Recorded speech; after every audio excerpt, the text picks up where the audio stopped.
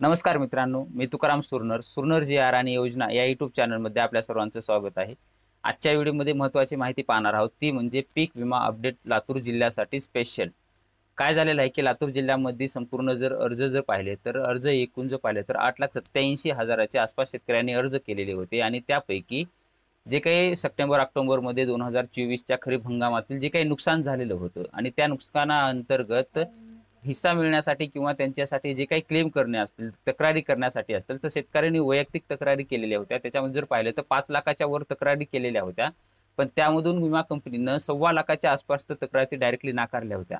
त्यामुळे शेतकरी अत्यंत नाराज झालेले होते आणि नाराज झाल्यानंतर त्यांनी परत अनेक तक्रारी केल्या। परत त्यांचे जे काही लोकप्रतिनिधी असतील किंवा त्यांचे जे काही राजकीय नेते असतील त्यांच्या मार्फत त्यांनी अनेक विमा कंपनीसाठी तक्रारी दिल्या होत्या आणि त्याच अनुषंगाने जिल्हाधिकारी यांच्या मार्फत म्हणजेच पीक विमा तक्रार निवारण समिती यांचे अध्यक्ष जिल्हाधिकारी असतात आणि त्यांनीच एक आदेश काढण्यात आलेले आहे लातूर जिल्ह्यासाठी आणि सर्व तालुका कृषी अधिकारी तसेच तहसीलदार यांना आदेश काढण्यात आलेले आहेत संपूर्ण तालुक्यातील आणि त्यांना सांगितल्यात आहे की जे काही 4 दिवसाचा कार्यक्रम राबवण्यात आलेला आहे आणि त्या 4 दिवसाच्या ह्याच्यामध्ये शेतकऱ्यांच्या ज्या काही तक्रारी असतील त्यांचे निवारण करणे, त्यांच्या ज्या काही समस्या असतील त्या जाणून घेणे, या अनुषंगाने त्यांनी संपूर्ण एक निविदा काढण्यात आलेली आहे। नेमकी ती निविदा काय आहे सविस्तर आजच्या व्हिडिओमध्ये आपण पुढे पाहणार आहोत। तुम्ही स्क्रीनवर पाहू शकताय की खरीप पीक विमा 2024 अंतर्गत लोकप्रतिनिधी व शेतकरी यांच्याकडून प्राप्त तक्रारीबाबत ह्याच्यामध्ये जर पाहिलं तर उपरोक्त विषयाच्या अनुषंगाने कळवण्यात येते की लातूर जिल्ह्यातील खरीप सन 2024 अंतर्गत पीक विमा काढलेल्या जिल्ह्यातील एकूण 8,87,454 अर्जापैकी स्थानिक नैसर्गिक आपत्ती अंतर्गत माहे सप्टेंबर व ऑक्टोबर 2024 मध्ये अतिवृष्टीमुळे शेतकऱ्यांच्या पिकाचे मोठ्या प्रमाणामध्ये नुकसान झाल्यामुळे लातूर जिल्ह्यातील सर्व तालुक्यामधील 5,08,332 ऑनलाईन पूर्वसूचना विमा कंपनीकडे प्राप्त झाल्या होत्या। एकूण प्राप्त तक्रारीपैकी विमा कंपनीच्या अहवालानुसार विविध कारणास्तव 1,11,041 पूर्वसूचना नाकारण्यात आल्यामुळे शेतकऱ्यांमध्ये मोठ्या प्रमाणामध्ये नाराजी पसरून जिल्हा स्तरावर लोकप्रतिनिधी, शेतकरी व विविध संघटना यांच्याकडून तक्रारी प्राप्त होत आहेत।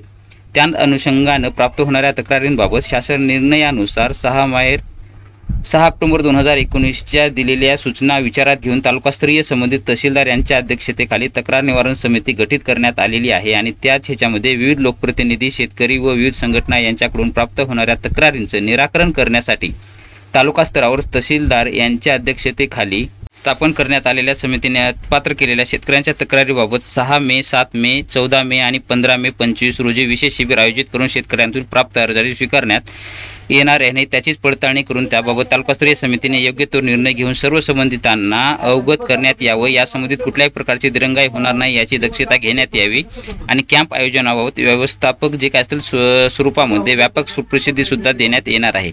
अशा पद्धतीचं हे काढण्यात आलेलं आहे। अशा पद्धतीने ज्यांच्या कुणाच्या तक्रारी वगैरे असतील तर आता सध्या राहिलेले जे काही 2 दिवस आहेत 14 मे आणि 15 मे या तारखेमध्ये तुम्हाला तुमच्या जवळचं जे काही तालुका कृषी अधिकारी असतील किंवा तुमचे तहसीलदार साहेब असतील यांच्यासोबत जे काही त्यांनी कार्यक्रम जिथे ठेवलेले असतील, नसेल माहिती तर त्यांच्यासोबत डायरेक्टली तुम्ही तिथे जाऊन चौकशी करून त्या कालावधीमध्ये जाऊन तुमच्या ज्या काही विमा संदर्भातील तक्रारी असतील तर तिथे जाऊन तुम्ही तक्रार करू शकता आणि तुम्हाला पीक विमा याच्यामध्ये नक्कीच मार्ग मिळू शकतो। अशा पद्धतीचे एक छोटंसं अपडेट होतं ते आपण देण्याचा प्रयत्न केलेला आहे। असेच नवनवीन व्हिडिओ आपल्या चॅनलवरती येत असतात। तुम्ही जे या चॅनलवरती नवीन असाल तर आपल्या चॅनलला सबस्क्राईब करून बाजूची बेल आयकॉन दाबून लाईक करायला मात्र विसरू नका, जेणेकरून व्हिडिओ अपलोड करताच माहिती तुमच्यापर्यंत पोहोचवली जाईल।